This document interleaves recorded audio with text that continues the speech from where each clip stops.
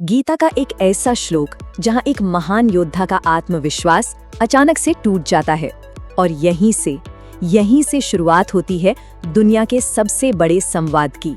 तो आइए आज हम उसी निर्णायक पल को, उसी फैसले की घड़ी को गहराई से समझते हैं।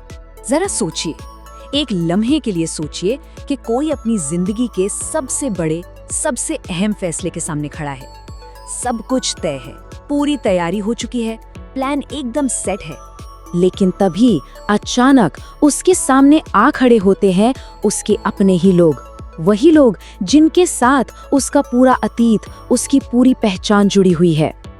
और बस उसी पल सारा का सारा कॉन्फिडेंस, सारा आत्मविश्वास धीरे धीरे पिघलने लगता है। यही है अर्जुन का वो पल। और सच पूछे तो कहीं ना कहीं यह हम सबकी जिंदगी में आने वाला एक पल है।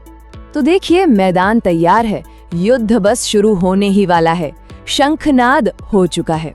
लेकिन अर्जुन की नजर वो हथियारों पर नहीं जाती, उसकी नजर जाकर टिक जाती है रिश्तों पर। और बस इसी जगह से गीता का असली उपदेश शुरू होता है। चलिए अब आते हैं उस श्लोक पर जो इस पूरे साइकोलॉजिकल क्राइसिस, इस पूरे मनोवैज्ञानिक संकट की जड़ है।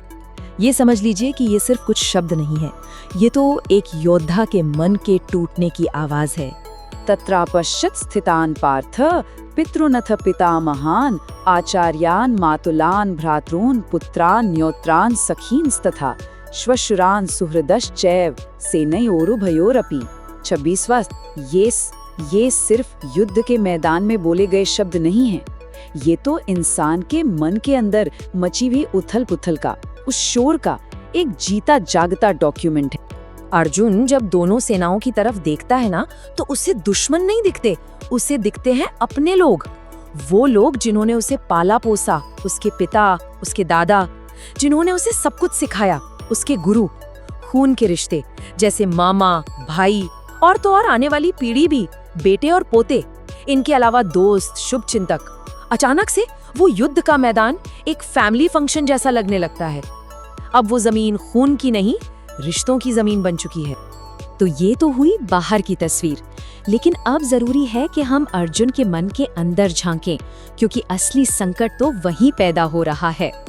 देखिए, संकट कभी बाहर से नहीं आता, संकट हमेशा अंदर पैदा होता है। अर्जुन सामने दुश्मन को नहीं देख रहा, वो तो अपनी यादों को, अपने रिश्तों को, अपने अटैचमेंट यानी मोह को देख रहा है। और यही तो इंसान की सबसे बड़ी परीक्षा होती है। ये एक साइकोलॉजिकल कोलिजन है, एक मनोवैज्ञानिक टकराव। तो इस श्लोक का जो कोर मैसेज है ना, वो बस इतना सा है कि जब फैसले की घड़ी में रिश्ते आकर सामने खड़े हो जाते हैं, तो विवेक यानी सही गलत की समझ डगमगा जाती है। ये एक यूनिवर्सल ट्रूथ है।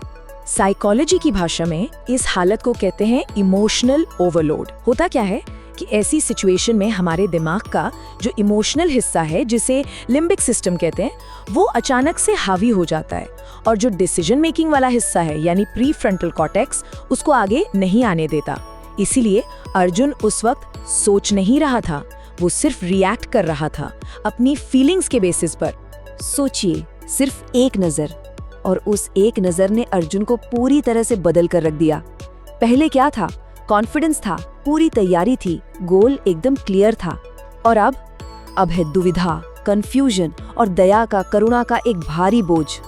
और ये जो बदलाव है ना, ये पल भर में हो जाता है। अब अर्जुन की ये जो डिलेमा है, ये जो दुविधा है, भले ही हजारों साल पुरानी हो, लेकिन आज की लाइफ में भी उतनी ही रेलेवेंट है। चलिए इसको कुछ मॉडर्न एग्जाम्पल से समझते हैं।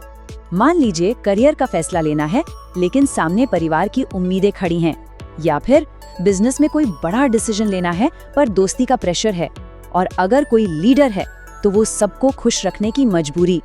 इन सभी सिचुएशंस में इंसान ठीक अर्जुन की तरह अपने कर्तव्य और अपनी भावनाओं के बीच फंस जाता है। इसको एक और आसान एग्जाम्पल से समझते हैं। एक जज कभी भी अपने रिश्तेदार का केस नहीं सुनता। क्यों? सोचा है कभी? क्योंकि न्याय करने के लिए, इंसाफ के लिए एक इम्पार्शियल डिस्टेंस जरूरी है, एक दूरी बना के रखनी पड़ती है। यही तो गीता का मैसेज है कि ड्यूटी निभाने के लिए इमोशनल दूरी जरूरी है। तो सवाल उठता है कि ऐसे इमोशनल कॉन्फ्लिक्ट्स के मोमेंट्स में आखिर किया क्या जाए? तो ये श्लोक हमें कुछ प्रैक्टिकल टूल्स भी देता है और कुछ पुराने रेफरेंसेस भी। देखिए, अर्जुन से गलती क्या हुई? उसकी सबसे बड़ी भूल थी अपने रोल को भूल जाना।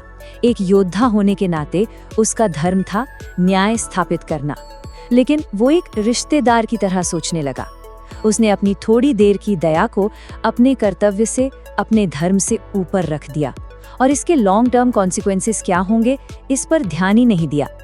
अक्सर ऐसे ही मोमेंट्स में सही और गलत का फर्क खो जाता है।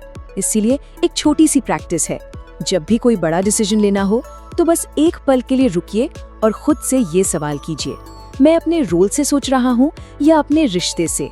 ये एक छोटा सा सवाल फैसले में बहुत क्लैरिटी ला सकता है। और ये जो ज्ञान है ये सिर्फ गीता में नहीं मिलता। उपनिषद कहते हैं अटैचमेंट यानी आसक्ति विवेक की दुश्मन है। रामायण हमें सिखाती है कि कर्तव्य भावुकता से हमेशा ऊपर होता है, और महाभारत तो खुद चेतावनी देता है कि मोह ही पतन का कारण बनता है।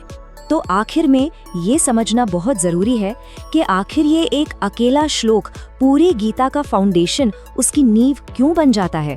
तो इसका सार ये है, युद्ध का मैदान असल में जिंदगी में डिसीजन लेने का मैदान है, और इन डिसीजंस में सबसे बड़ी रुकावट रिश्ते ही बनते हैं। अर्जुन का डाउनफॉल यहीं से शुरू होता है, और इसी डाउनफॉल की वजह से गीता का उपदेश जरूरी हो जाता है। तो याद रखिए, यह श्लोक युद्ध का नहीं, यह श्लोक है फैसले का। लेकिन ये तो सिर्फ शुरुआत थी।